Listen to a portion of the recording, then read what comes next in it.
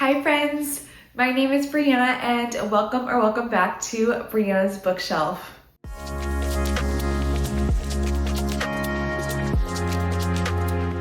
So today I am starting a reading vlog. We are going to be vlogging the second half of realmathon. If you haven't watched my first vlog, in that one I go into a little bit about what realmathon is in case you haven't heard of it, but it is a competitive team-based readathon created by Covers with Cassidy. And I am on Team Mages, which is hosted by Jensen Reads and on Monica's Shelves. And I'm super excited to be a part of that team and this readathon. So it is a little over halfway through March, and I am just going to vlog my reads and activities for the rest of March so y'all can follow along with what I'm up to. I don't have a super set TBR. We are going to be doing some mood reading, but I do have a few ideas, so I thought I would tell y'all about my ideas. The first book I'd like to get to is Guillotine by Delilah S. Dawson. This is actually the first Delilah S. Dawson book I will read if I do end up reading this one. And I am reading this for the Women's Wrongs support group, which is Brooklyn from Brooklyn's Libraries book club on Fable. I'm super excited to get to this one. I've heard so many good things about Bloom by Delilah S. Dawson, but I have not read that one yet. And I haven't heard quite as much about this one, but I'm really excited about it. So this is a horror book, and the blurb on the cover is saying that it's Glass Onion meets Saw, which honestly sounds really incredible to me right now.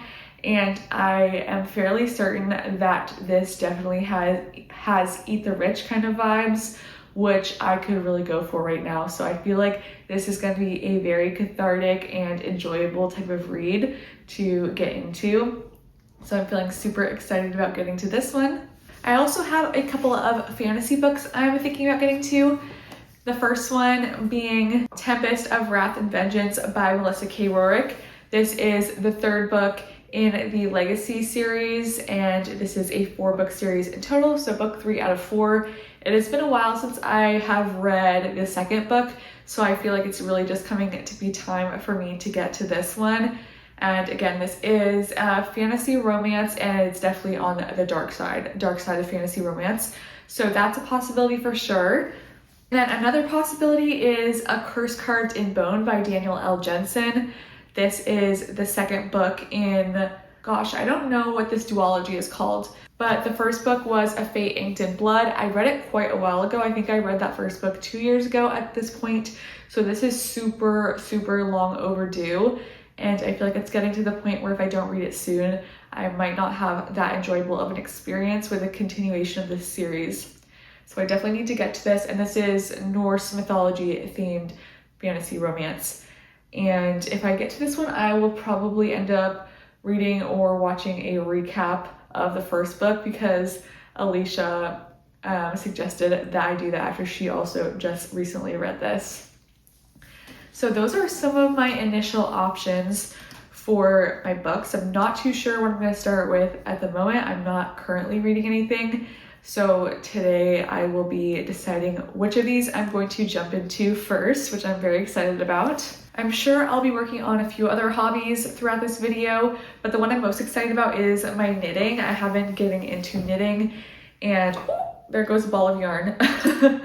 I am starting my first ever garment. I have made at this point a hat and 2 scarves, and I'm finally feeling brave enough to jump into making a vest. So a friend of mine gifted me a pattern for a vest, and I'm very excited about it because I love a sweater vest, honestly. So I picked out this green yarn. I'm super excited about it. Again, this is my first garment. I really don't know how this is gonna go, but I'm just making the back panel first. And yeah, I don't know that we'll get super far into it in this vlog, but I am excited to give you all some updates because it's another fun thing that I will be working on. So those are all of my plans at the moment. And I will see you once I start reading and let you know what I'm thinking about my first book. Hello vlog. I feel like a hot mess right now, to be honest. mainly because I just was moving things around because my desk was messy and I knocked over a small potted plant and got dirt all over my desk. So actually, it's not that bad. It's not a big deal, but I was just like, well, of course that would happen right now. But I worked in the office today and I had a lot of time to listen to my audiobook, which is A Curse Carved in Bone. That is the book I have decided to start with. I have been reading this for a few days now. I need to move my bookmark because I am now much further now that I've been listening to the audio. And I have this pretty first edition with the metallic edges, which I love. But this is the second book to A Fate Inked in Blood. So if you have not read that book, I'm going to just give you a brief overview of that one since this is a sequel. That book is following Freya. Freya is the wife of this man who like sells fish in their village or something, and this is Norse mythology themed, by the way. So it's very Scandinavian vibes. And she has like this jarl, which is like a local leader kind of thing, comes to their town, and he says he's going to take her as his second wife, and so he takes her away, and his son is this sexy, hot Viking dude, and Freya is much more interested in the son Bjorn than she is in his father. And her and Bjorn are both unfated, which means they have god powers. So Freya has shield maiden magic, so she can basically like repel people with shields and like damage them with them. And there's this whole prophecy surrounding this, so it's kind of a big deal. And then Bjorn is he has like fire powers through this axe that goes on that like this axe that burns on fire and is obviously very damaging in battle. So the two of them are quite the powerful pair. They're getting to know each other and trust each other more as Freya is supposed to be with his father, but I mean honestly the father doesn't care that much I feel about it. Like, and that's kind of what happens in the first book. Sorry if I seem like uninterested. I'm just honestly I feel so bored with this book right now. Luckily, I did watch a little recap of the first book because Alicia really recommended doing that, and I'm so glad I did. Otherwise, I would have had absolutely no clue what was going on. But I'm feeling like I just honestly waited too long to read this book because the first one I loved. At the time I read it, I gave it 5 stars. And this one, I just feel like I don't care at all. Like some parts are kind of interesting, but I feel like I've completely lost the connection to the characters and the relationship. And so now I'm just kind of following along as they're doing things, and I'm just trying to kind of get to the end, which is not a great time when it was a sequel that I was at one time looking forward to a lot. So that's a big bummer. But I'm about 80% of the way through now. So I'm going to try to power through to the end. And I mean, it's not all terrible by any means. I think it's well written. It's a good story. I've just lost interest in it, is all. So it's definitely not going to be a DNF. I feel like right now at this point, I'd probably give it 3 stars because it's just fine. But we'll see once I get to the end if my opinion changes at all. On another disappointing note, I had started the third book in the Zodiac Academy series. It's called The Reckoning, the third book, because that book would get me some points for my team's bonus on Team Mage. One of our bonus prompts is a school setting. Obviously, Zodiac Academy is a school setting, and I've been reading this series pretty slowly. I think I've read the first book like exactly a year ago, and now I'm on book 3, and I got about 15% of the way in the other night, and I just realized I really don't care about this series that much. I thought the first one was kind of a fun time. Like, it's definitely just not serious at all. So it's like a fun, quick read, like kind of a popcorn fantasy where it's like just very dramatic. The stakes don't feel that high though, and it's bully romance. There's all these different supernatural creatures. The writing isn't that great, but it's just fun. And I think maybe I just wasn't in the right mood. I'm not really sure because, like I said, I had fun with the first 2 books, but it just wasn't anything serious. I don't know at the moment. I guess I just wasn't in the mood for a silly fun read. I kept just feeling like, okay, so much of the aspects of this book are just kind of ridiculous, and I just don't care about the characters that much, and the stakes just feel so low. So I decided to put that down. We're DNFing it. I don't know. It's possible that I may come back to that series someday because I really wanted to like it, but who knows? At this point, we're DNFing. And instead, I decided that I'm going to pick up Intercepts by TJ Payne next on my Kindle. And that is a medical horror book that I think a few of my friends have read. I know that Sarah talked about it, and I think Angel has also read it before. And yeah, I'm going to be jumping into that instead as my Kindle read for the next few days. And I'm a lot more hopeful about that one because I feel as though I need a horror. I need something that is really going to be strange and creepy. I'm getting into a bit of a romantasy slump. So we're going to go the other direction and see how that goes.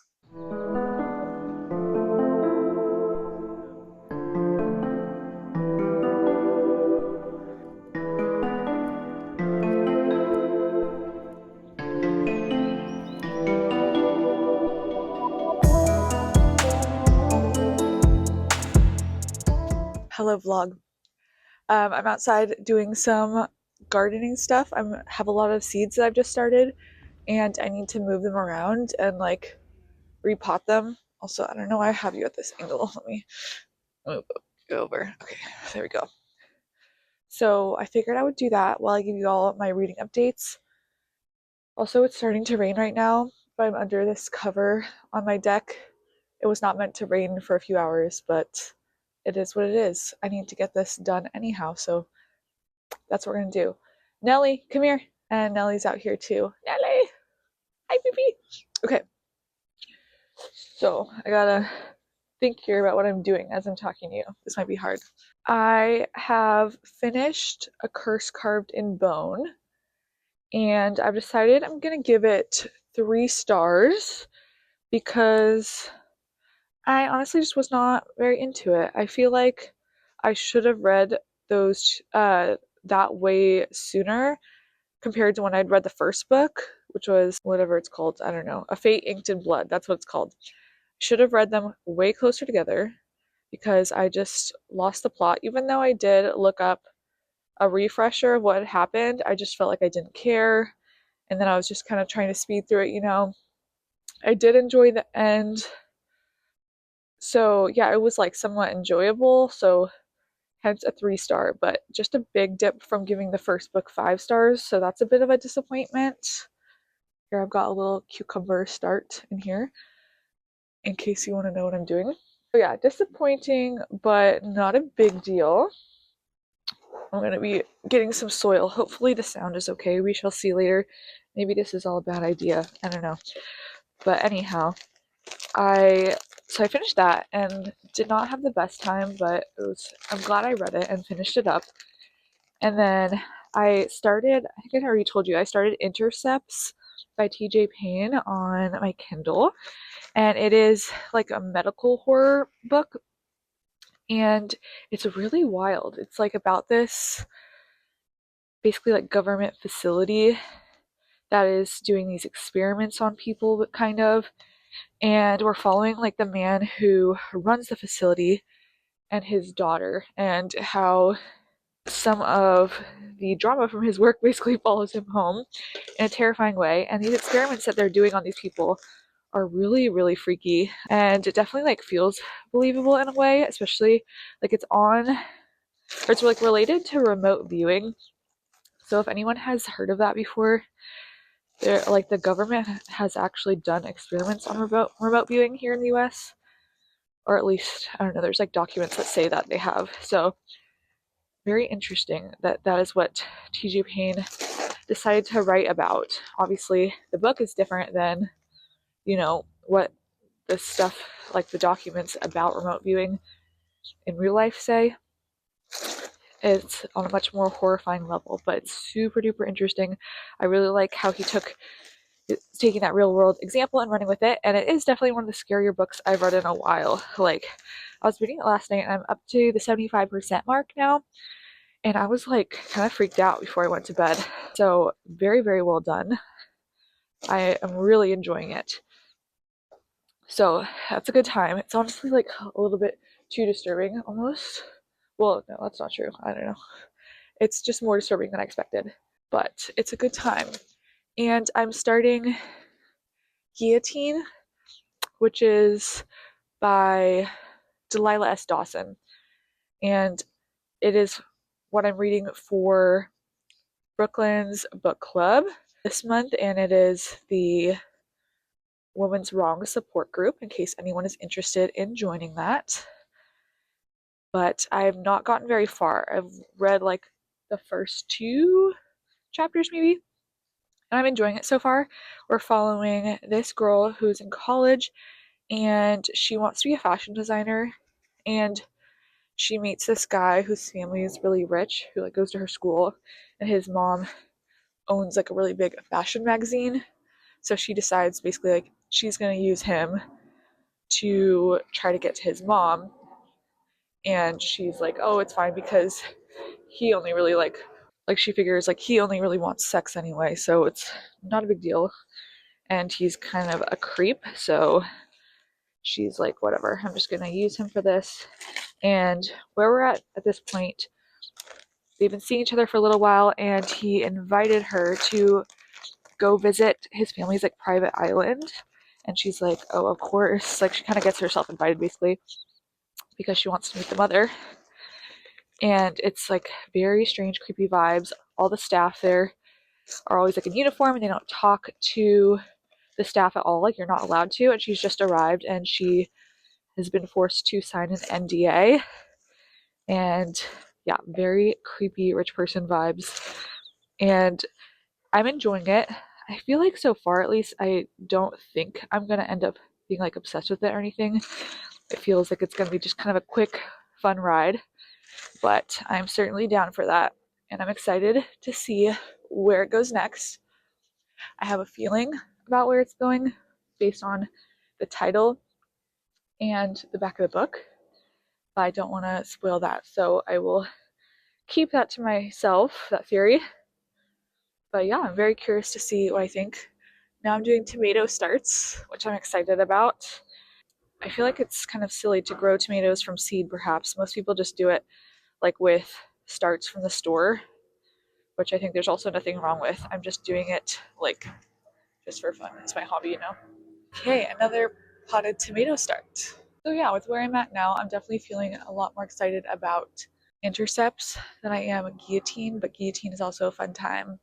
And yeah, I'm excited. None of these books are really fulfilling bonus prompts for realmathon, which is kind of the point of this vlog. But honestly, I don't really mind. I feel like going into a competitive readathon like this, I was worried about trying to maximize the points and keep on top of everything and all that. And I've decided that I'm not going to pay too much attention to that and just basically read what I want, because that's how I'm keeping myself engaged with reading as many books as I can for the month. And yeah, ultimately that will help our team get more points anyhow. And it's all just a fun time. I'm going to continue potting these things up.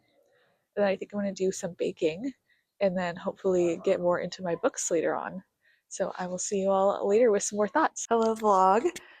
I have just gotten home from work and I have a bit of a headache. So this might be a bit of a short wrap up, but I figured I would give you an update that last night I finished Intercepts by TJ Payne, and I did enjoy it quite a bit.